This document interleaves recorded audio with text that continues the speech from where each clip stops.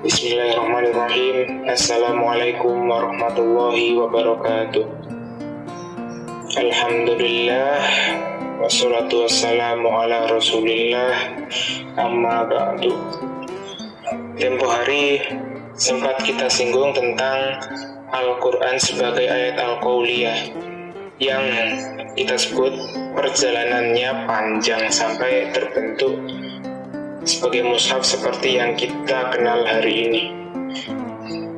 Kali ini saya akan sedikit menyinggung atau membahas perjalanan sejarah ayat Qauliyah ini atau Al-Quran. Al-Quran sendiri, pertama kali peristiwa yang berkenaan dengan Al-Quran adalah peristiwa Lailatul Qadar yang terjadi pada malam ganjil di 10 hari terakhir bulan Ramadan.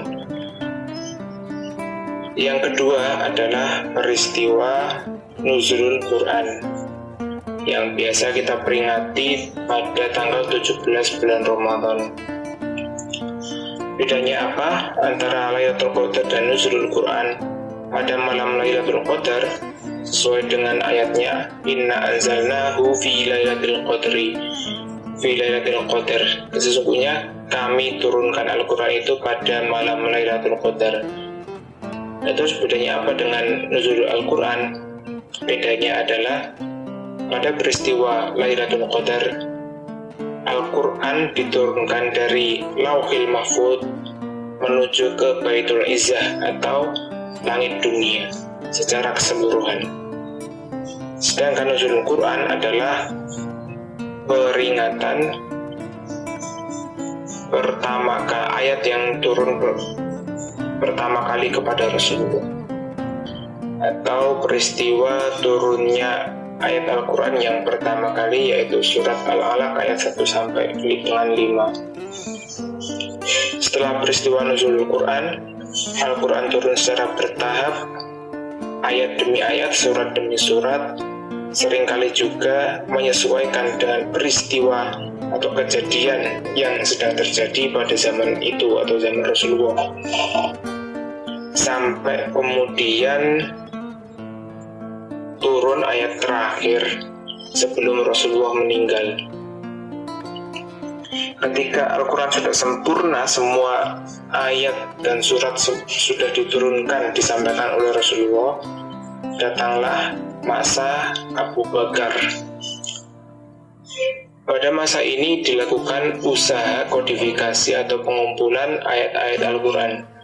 Dan kenapa dikumpulkan? Karena pada zaman Rasulullah, Al-Quran dilarang untuk dibukukan atau dikodifikasikan pada awalnya, karena ditakutkan ia akan tercampur dengan hadis. Dikarenakan ketika itu para sahabat memiliki kebiasaan mencatat hadis yang disampaikan Rasulullah juga Al-Quran. Pada era-era awal Al-Quran dilarang, kemudian di pertengahan Rasulullah membolehkan penulisan Al-Quran, tapi penulisannya tidak dikumpulkan sebagai satu buku atau satu manuskrip. Penulisan Al-Quran pada masa Rasulullah masih sangat random, sangat terpencar.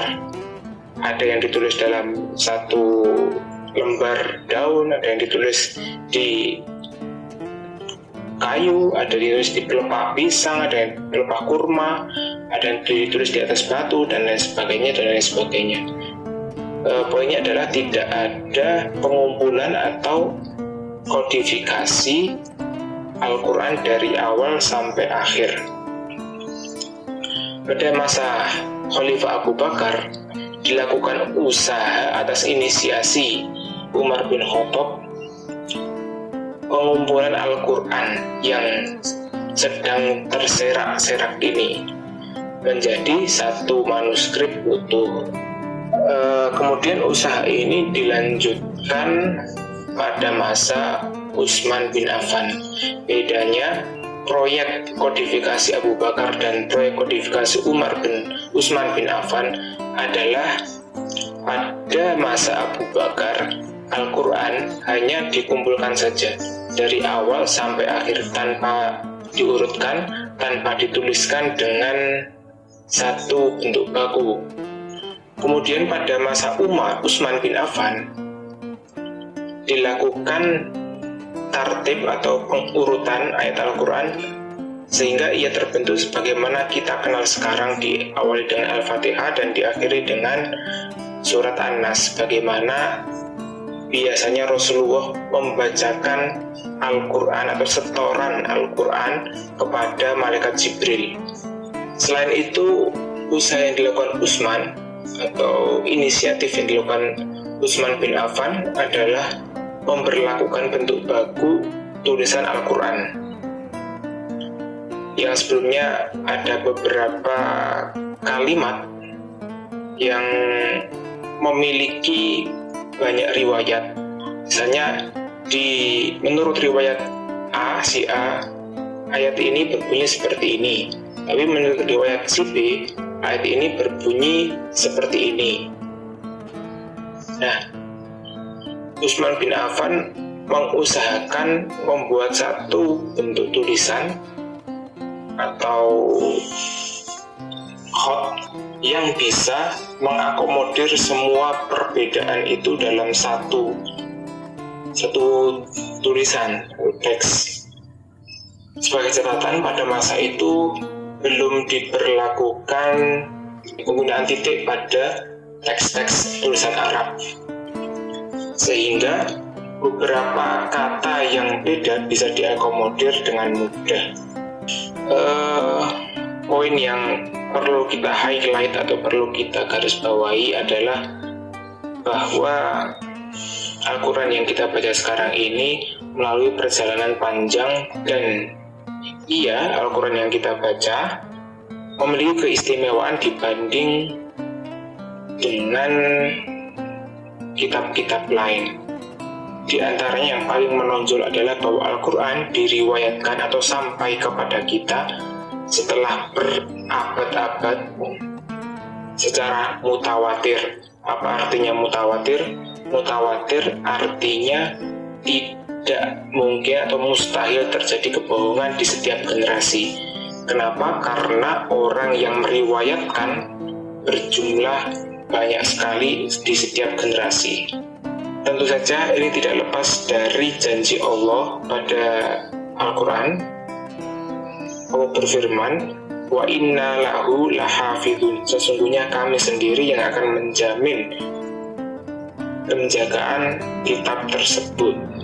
Selain itu, poin yang perlu kita garis bawahi adalah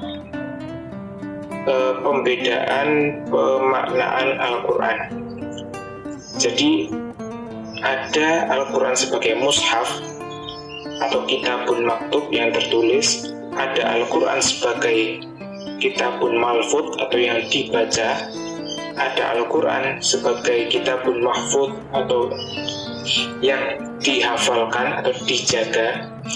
Yang dijaga ini sendiri bisa kita bagi menjadi dua, yang dijaga dalam ingatan dan yang dijaga dalam hati dan sanubari. Mari kita cek pemahaman atau pemaknaan atau penghikmatan, penghayatan kita terhadap Al-Quran itu sendiri. Di level manakah penghayatan kita berada? Di level tertulis, terucap, atau terjaga diingatan, atau terjaga dalam sanubari kita masing-masing. Sekian, semoga ada guna dan manfaatnya.